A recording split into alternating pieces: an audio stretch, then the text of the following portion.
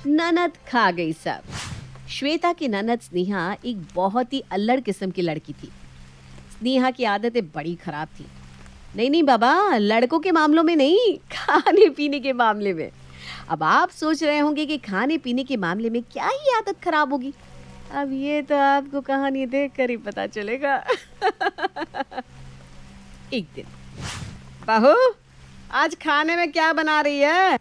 माँ जी आज खाना बनाने का बिल्कुल मन नहीं है। आप कहो तो बाहर खाना खाने चले या फिर ऑर्डर भी कर सकते हैं, जैसा आप कहें। ऑर्डर ही कर देते हैं।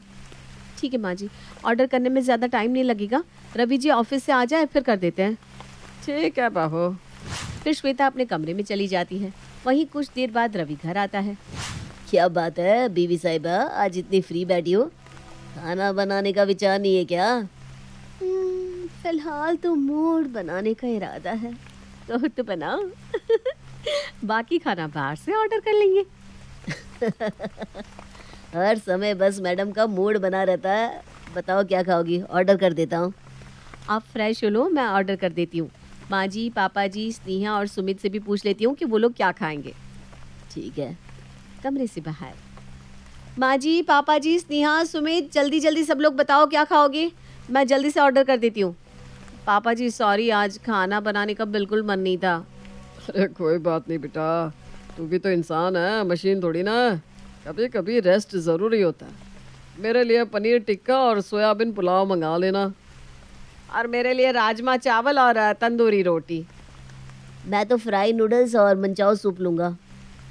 स्नेहा तुम क्या खाओगी? भाभी मेरा मूड नहीं है कुछ भी खाने का। आप सब अपने लिए ऑर्डर कर लो, मैं कुछ नहीं खाऊंगी। अरे लेकिन खाली पेट रहोगी क्या? हाँ भाभी, भूख नहीं है अभी, आज खाने का मन ही नहीं है। ठीक है। जिसके बाद बहू सबके डिमांड के अकॉर्डिंग खाना ऑर्डर करती है और खुद के और पति के लिए पनीर, लच्छा पराठा और चाइनीज फूड मंगाती है। वहीं ऑर्डर आने के बाद जब सब डाइनिंग टेबल पर बैठकर डिनर कर रहे थे, तभी स्नेहा अचानक से आके भाभी के खाने में स्पून डालकर खाने लगती है। वाह भाभी, ये तो बड़ा टेस्टी है ना? लो और खा लो। जब पूछ रही थी तब तो नहीं बोली, अब आ गई जानवरों की तरह खाना पर हमला करने। फिर स्नेहा भाभी की प्लेट लेके खाने लगती है और 4-5 स्पून खाने के बाद, लो भाभी अब आप खा लो, मेरा तो हो गया। अरे तू तो खाने ही नहीं वाली थी, और जब खा ही रही है तो झूठा करके क्यों दे रही है भाभी को? अब पूरा खा ले। चलो, कोई तो मेरा दर्द समझा। तभी ननद बोल पड़ती है। नहीं माँ, मैं तो बस टेस्ट कर रही थी और स्पून से ही तो खाया है, भाभी खा सकती है। इतना कहकर स्नेहा प्लेट फिर से भाभी की तरफ बढ़ा देती है। अब श्वेता करती भी तो क्या, चुपचाप कभी स्नेहा को देखती, कभी प्लेट को। ये स्नेहा का पहली बार का नहीं था, ये तो उसकी पुरानी आदत थी। ऐसी ही एक सुबह जब श्वेता सो के उठती है तो वो डायरेक्ट ब्रश करने के लिए वॉश बेसिन की तरफ जाती है, लेकिन वहाँ उसका ब्रश नहीं मिलता। ये रवि जी को कितनी बार कहा है मेरा ब्रश मत यूज किया करो, मुझे पायरिया हो जाएगा। तभी रवि वहाँ आ जाता है। ये सुबह सुबह क्यों बड़बड़ा रही हो? भांग की गोली खा ली है क्या? श्वेता पीछे मुड़कर देखती है तो रवि तो ऑलरेडी ब्रश कर रहा था।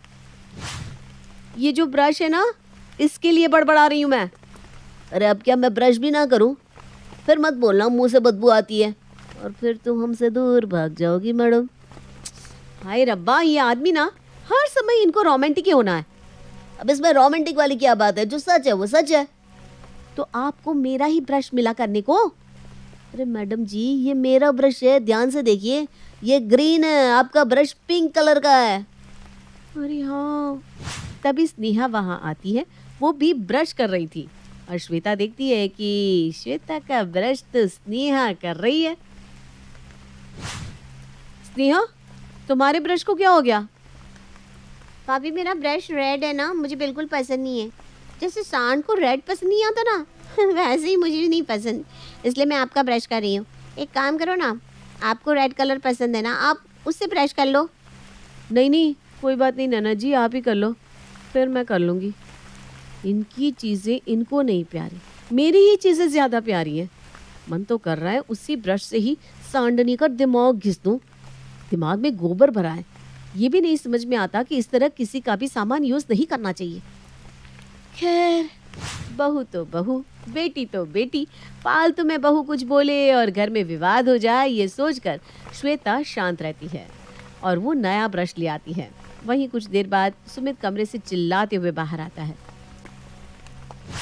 अरे क्या हुआ देवर जी, आप इतना गुस्सा क्यों हो रहे हो? गुस्सा ना हो तो क्या करूं भाभी? कितनी बार कहा है मैंने, मेरी टॉवेल कोई यूज करे, मुझे पसंद नहीं है। अरे सबकी अपनी अपनी सेपरेट टॉवेल है, कोई तेरी टॉवेल क्यों ही यूज करेगा? मुझे क्या पता माँ, मैं तो अभी तक नहीं नहाया, फिर ये इतनी गीली कैसे है? और देखो इसमें कितने सारे बाल लिपटे हुए हैं। देवर जी मैंने तो यूज नहीं किया, देखो मैंने आज बाल भी नहीं धुले हैं। मेरे बाल इतने घने हैं ही नहीं बेटा। तो क्या मैं हेयर विग लगाकर नहा रहा था? अरे भाई चिल मारना, क्यों गुस्सा होता है?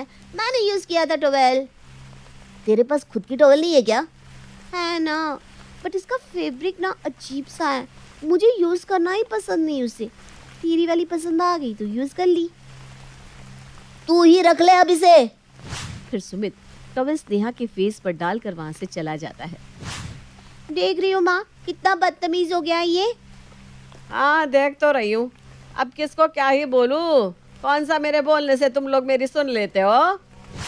ऐसे ही स्नेहा कभी भाभी से बिना पूछे उनका कोई भी सामान उठा कर ले जाती, तो कभी भाई का ऑफिस का लैपटॉप कॉलेज वर्क के लिए ले जाती, पापा की जेब से मन चाहे पैसे ले लेती और सुमित की हर चीज पर कब्जा जमाए रहती, जो सुमित को बिल्कुल भी पसंद नहीं था। ऐसे ही एक दिन श्वेता के दोनों बच्चे बहुत जोर से रो रहे थे। स्वीटी, पिंकू, क्या हुआ बेटा, आप इतना रो क्यों रहे हो?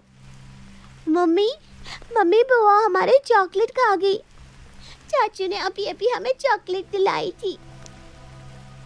स्नेहा क्या है ये? भाभी ये तो बच्चे हैं, सारा दिन चॉकलेट ही खाते रहते हैं।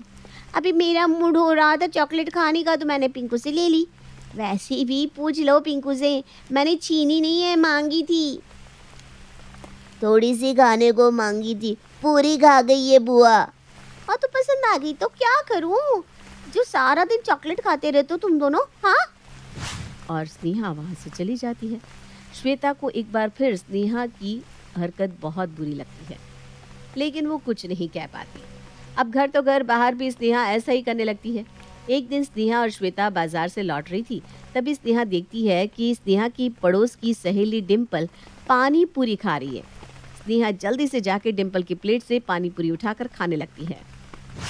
अरे स्नेहा तू? हाँ कैसे है डिम्पल, पानी पूरी बहुत टेस्टी है ना। हाँ वो तो दिख ही रहा है। अरे भाभी आप क्यों खड़ी है, आप भी खा लीजिए। अरे नहीं नहीं, मैं ठीक हूँ। लाना मैं खा लेती हूँ। फिर स्नेहा डिम्पल के हिस्से की बाकी की पानी पूरियाँ भी खा लेती है और पैसे दिए बिना ही वहाँ से चली जाती है। वहीं मन ही मन डिम्पल स्नेहा पर बहुत गुस्सा होती है। श्वेता को भी स्नेहा की इस हरकत के कारण काफ़ी शर्मिंदगी महसूस होती है। इतनी अल्लड़ है ये, मन तो कर रहा है चार कान के नीचे लगाकर अक्कल ठिकाने लगा दूं। बेवकूफ़ों जैसा बिहेव करती है, पर मैं कुछ कर भी तो नहीं सकती। ये सोचकर श्वेता निराश हो जाती है। तभी श्वेता को एक आइडिया आता है। वाह, मैं कुछ तो कर सकती हूँ। इसके बाद श्वेता एक कॉल करती है। हाँ बस आप आ जाओ, हम सब आपको बहुत याद कर रहे हैं, बहुत दिन हो गए ना आपसे मिले हुए। ठीक है, थैंक यू। और फोन कट जाता है। ऐसा कौन था जिससे बहू ननद को सबक सिखाने के लिए बुला रही थी? अगली सुबह घर का डोरबेल बजता है और सामने खड़ी होती है नंदा बुआ। नमस्ते बुआ जी। खुश रहे बेटा। जिसके बाद बुआ जी घर में आती हैं और सभी बुआ का अच्छे से स्वागत करते हैं। नेहा कहाँ गई, दिखाई नहीं दे रही। मैं आ गई बुआ। ये बुआ क्या होता है? बुआ जी बोलो बेटा। जी बुआ जी। और बेटा ये क्या पहन रखा है? छोटे छोटे कपड़े, कल को किसी दूसरे के घर ब्याह कर जाओगी, ये अच्छा थोड़ी ना लगेगा। हाँ जी बुआ जी। फिर तुरंत स्नेहा कपड़े बदल कर आती है। तभी श्वेता बुआ के लिए ढेर सारा नाश्ता बना कर लाती है। समोसे, कचौड़ी, रबड़ी। वाह भाभी वाह, आज तो मजा आ जाएगा। ये बोलकर स्नेहा जल्दी से बुआ की प्लेट से एक समोसा उठाकर खाने लगती है। ले बेटा पूरा ही खा ले। नहीं तो बुआ कॉफी है। भाभी ये कोई तमीज़ है? देख रही हो आपकी बेटी को? मैं मेहमान बनकर आई हूँ यहाँ, आपके घर वालों का झूठा खाने के लिए आई हूँ क्या? अब माफ़ कर दो दीदी, स्नेहा अभी बच्ची है। 22 साल की हो गई है और बच्ची है। कल को ससुराल जाएगी तो यही हरकत रही तो बेड़ा गर्क हो जाएगा भाई। ऐसे ही अब बुआ जी स्नेहा को हर बात पर टोकने लगती है, जिससे स्नेहा तंग आ जाती है। भाभी ये देखो, ये लड़का कैसा है हमारी स्नेहा के लिए, बिल्कुल स्नेहा की तरह ही है। स्नेहा को स्नेहा की तरह ही लड़का मिल जाए तो और क्या ही चाहिए, प्रॉब्लम ही खत्म है। डन कर दीजिए दीदी रिश्ता। ये सुनकर स्नेहा सर पर हाथ रख लेती है। ना माना, मुझे मेरा जैसा रिश्ता मिल गया तो बेड़ा गर्क। तभी श्वेता स्नेहा के पास आकर धीरे से कहती है, तो ननद जी अब भी सुधर जाओ, समय है। भाभी आपके समझाने का तरीका थोड़ा कैजुअल था, प्यार से भी तो समझा सकती थी। ऐसा कौन सबक सिखाता है? प्यार से मानो तब ना, कहो तो करवा दो रिश्ता पक्का आप ही के जैसे लड़के से। ना ना भाभी। जिसके बाद स्नेहा श्वेता और बाकी घर के लोगों से माफी मांगती है और फिर कभी ऐसी हरकत नहीं करती।